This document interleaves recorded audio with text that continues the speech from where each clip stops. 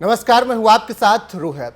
विपक्ष ने गठबंधन क्या किया, मोदी शाह की नींद हराम हो गई और अब उसी के चलते मोदी शाह ने अपनी रणनीति में बदलाव किया और फिर एनडीए को जिंदा करने की कोशिश की। लेकिन सर्वे एजेंसियों का जो सर्वे सामने आया है उसकी माने तो एनडीए पर इंडिया भारी पड़ रहा है। चलिए समझाते हैं किस तरीके से इंडिया एनडीए पर भारी पड़ रहा है इस रिपोर्ट में।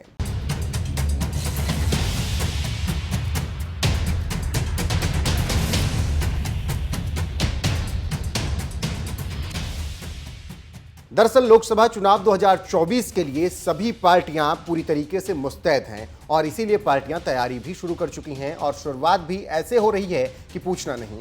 मोदी शाह एक तरफ तो दूसरी तरफ गठबंधन का शोर है और इसकी शुरुआत विपक्ष ने पटना से की। फिर कर्नाटक में दूसरी बैठक में गठबंधन का नाम दिया गया इंडिया और ठीक उसी दिन जिस दिन विपक्ष बैठक कर रहा था मोदी शाह एनडीए को जिंदा कर रहे थे। लेकिन विपक्ष की बैठक का शोर सबसे ज्यादा सुनाई दिया, जिसका नतीजा ये हुआ कि अब विपक्ष के वार से सत्ता पक्ष घायल है और लगातार हमले हो रहे हैं। लेकिन उससे भी बड़ी बात मोदी शाह के लिए यह है कि विपक्ष सत्ता पर भारी पड़ रहा है। बस इसी से मोदी की नींद हराम है। खबरों की माने तो ताजा सर्वे में इंडिया एनडीए पर बढ़त बना रहा है। जी हां, इंडिया को लेकर कुछ सवाल हुए जिसका नतीजा चौंकाने वाला है। सर्वे में जो पहला सवाल पूछा गया कि क्या मोदी शाह के एनडीए को इंडिया पर सवाल पूछने पर दिक्कत होगी, इस पर लोगों ने चौंकाने वाला जवाब दिया, जिसका नतीजा सुनकर बीजेपी को परेशानी होगी।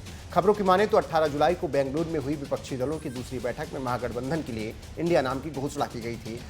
सर्वे के आंकड़ों के मुताबिक ज्यादातर लोगों का कहना है कि हां, बीजेपी को गठबंधन पर हमला करने में दिक्कत होगी। वहीं सर्वे कंपनी ने जब लोगों से दूसरा सवाल पूछा कि क्या आप मानते हैं कि विपक्षी एकता पर कांग्रेस हावी है, तो लोगों ने खुलकर कहा कि विपक्षी एकता के मंच में कांग्रेस हावी है। विपक्षी एकता के मंच को कांग्रेस ने हाईजैक कर लिया है। इससे समझा जा सकता है कि कैसे विपक्ष की एकता बीजेपी के लिए परेशानी खड़ी कर रही है और कैसे बीजेपी परेशान है।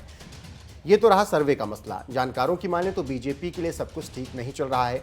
मणिपुर पिछले 84 दिनों से जल रहा है और मोदी शाह इस पर बात नहीं कर रहे हैं और विपक्ष संसद नहीं चलने दे रहा है।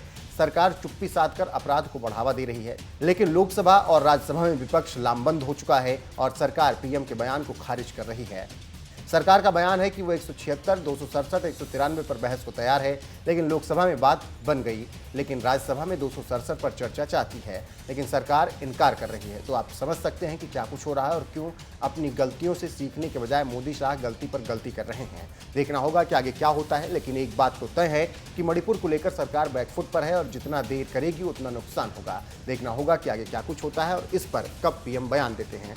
फिलहाल 2024 की लड़ाई कौन जीतेगा ये तो वक्त बताएगा, लेकिन वक्त से पहले सहमात का खेल पूरी ताकत से इंडिया और एनडीए लड़ रहे हैं।